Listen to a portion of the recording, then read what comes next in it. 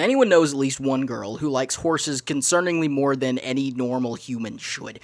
In the spring of 2023, Magic the Gathering designer Archibald Beansgrove trapped the soul of 24-year-old Miriam Hasselhoff inside of a trading card and printed her in one of the Magic sets of all time, Outlaws of Thunder Junction. Fast forward to a couple of days ago, I was digging through my bulk just to feel something when I stumbled across my own copy of Miriam, and I just knew I had to build a deck with her. How did I know? Miriam Herd Whisperer, a 3/2 legendary human druid for 1 selesnya that says as long as it's your turn, mounts and vehicles you control have hexproof, and whenever a mount or vehicle you control attacks, put a +1/+1 counter on it. Bam, here's our Mando. It is begging for vehicle tribal, but that would be too fun. Instead, we're doing mount tribal. You know, mounts. Yeah, that mechanic they used in Thunder Junction, then brought back for the best received Magic set ever, aetherdrift. Yeah, mounts. Okay, so mounts are basically vehicles, but they've got two big differences. One, they're already creatures, so they have summoning sickness, they can attack and block as normal, etc., and so forth and such things. Two, they can only be saddled at sorcery speed, so no blocking shenanigans like vehicles. Now, I know what you're thinking, gross, stop it. Second, what's the point of saddling? Well, it gives benefits, usually when they attack while they're saddled. And we got a bunch of cheap, simple mounts. Just simple creatures that have simple saddle effects. Brightfield Glider, Venom Sacklagak, Trained Airings. Nothing crazy here, but they're still mounts, so they're going to get buffed our commander, so they'll be useful for other stuff. Seraphic Steed, a 2/2 unicorn mount for 1 selesnya. First strike and lifelink, but when it attacks while saddled, you get a free 3/3 flying angel. So it takes 4 power to saddle, but it's giving you more bodies to attack with or to saddle with, so you get an upside from that. Bounding Felidar, 4/7 cat beast mount for 5 and a white. When it attacks while saddled, every other creature you control gets a +1/+1 counter, and you gain 1 life for each of them. It's like a collector booster. It's super expensive and probably not worth it, but on the off chance it's actually worth the price, you'll want to run it every time. Drover Grizzly, 4/2 bear mount for a 2 and a green. When it attacks while saddled, all creatures you control get trample. Remember, fellas, we're putting +1/+1s on our mounts when they swing, so we'll have some real stompy fellas by late game. Real Timmy bait going on here. Guardian Sunmare, 5/5 horse mount for 3 and 2 white. Ward 2 out of the gate, as if hexproof wasn't already enough. And when it attacks while saddled, you get to tutor a non-land permanent with CMC 3 or less straight onto the battlefield, which can be extremely nutty when you consider 52 cards in this deck fit into that criteria. You can basically just tutor anything you need repeatedly. It is, as they say, tough. Okay, we got mounts for days, but who's going to mount the mounts? Shame this deck doesn't have red. We could animate a land to mount a mount with mountains. Gotta remember that, actually. Okay, Stonybrook Schoolmaster, 1/2 Merfolk Wizard for 2 and a white. When he's tapped, we make a 1/1 Merfolk Wizard. Basically, whenever we use him to saddle, we get another body for free.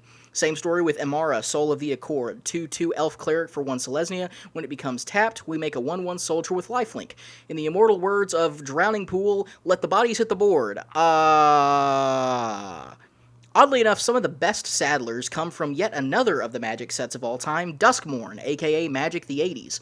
Tons of humans in this set have the survival mechanic, which triggers at the start of your second main phase if they're tapped. This is really useful for us because if we use them to saddle our mounts for combat, survival will trigger and they'll have never been risked in combat. Magic, the only trading card game to simulate stolen valor. Glimmerseeker, 3/3 human survivor for 2 and a white. If it's tapped at the start of our second main phase, we draw a card if we control a glimmer, or if we don't, we make one. Pretty much just free card draw, which, akin to diamonds, are a girl's best friend.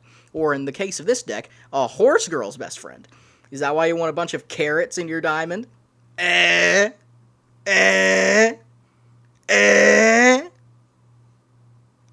House Cartographer, a 2/2 human scout survivor for 1 and a green.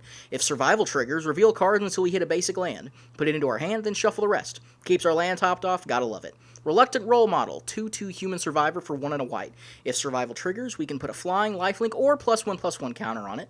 Then when he dies, we can move the counters off of him onto anything else. He's not the greatest of these survivor types, but we can potentially make a really beefy target with all the counter shenanigans we're doing.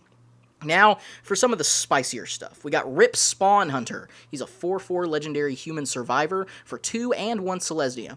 If survival triggers, we get to reveal X cards from our library, where X is his power. Then put any number of creatures or vehicles with different powers straight into our hand. This lets us fish through our deck super easily, really, really beneficial, especially if we want to draw into one of our more powerful mounts. Savior of the Small, a 3/4 core survivor for 3 and a white. If survival triggers, we can return a creature with CMC 3 or less from our graveyard to our hand. It's recursion, which is pretty self-explanatory, and it's always good to have it in a creature-focused deck like this one. Kona Rescue Beastie, a 4/3 legendary beast survivor for 3 and a green. If survival triggers, you can cheat out any permanent onto the battlefield for free. That's mounts, artifacts, lands, battles if you want to run that for some reason. Whatever. This is the GOAT, or the beast. Dude, this script sucks so much. So we got mounts. We got mounters. But what about the other part of Miriam? The counters! Yeah, it's a Selesnya deck. It's gotta have counters. What do you want me to tell you? Pretty standard suite we got going on here, nothing too hardcore. Branching Evolution for double counters, Hardened Scales for an additional counter. Gavany Township, a land comes in untapped, and for 2 and a Selesnya, we can put a +1/+1 counter on all our creatures. It's pretty useful if you ask me. Caradora, Heart of Alacria, is my personal favorite card in this deck. It's a 4/2 legendary human knight for 2 and a Selesnya. When it enters, you get to tutor for a mount or a vehicle into your hand, and it adds a +1/+1 when you put counters on a creature or a vehicle. Basically, just an additional Hardened Scales there. But when you combine this with Fortune Loyal Steed, a 2/4 legendary beast mount for 2 and a white, he scries 2 when he enters, but when he attacks while saddled, he blinks himself and a creature that saddled him, so you can infinitely tutor your mounts. Crew him with Caradora, then attack with Fortune, blink both of them, come back, you get to scry 2 again, and then you get to search your library. It's a really powerful combo. Thunderous Philosophy, the only vehicle in this entire deck, and it's solely because it makes our mounts enter with counters on them. CMC 3 or less, they get 3+1s. Any higher than that, it just gets 1, but it's still lit, TBH. Why did I put that in this script?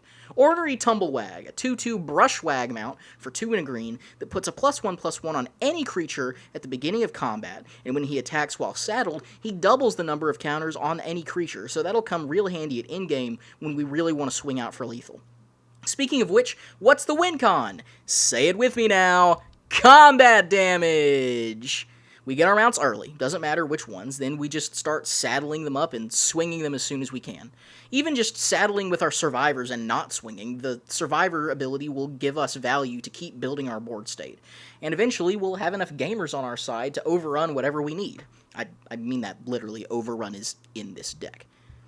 And that's really all. It's a pretty simple deck, and shockingly, it's extremely cheap. It is under $50, which, I mean, I guess that makes sense. It's all Duskmourn, Thunder Junction, and Aetherdrift, which are historically incredibly valuable sets. You know, while I was making this video, I could really feel like Miriam Hasselhoff was speaking to me through her card. And, you know, hopefully this deck tech has brought peace to her memory. Now, if you'll excuse me, I'm going to burn it. Why? If you like the video, like it or whatever. I'm Dr. Future, I'm not a real doctor, and I'm not from the future, but I like cardboard and gambling, so if you want to see more videos, drop a like, or maybe a subscription if you're nasty. Architect link in the description. Remember to eat your veggie skids.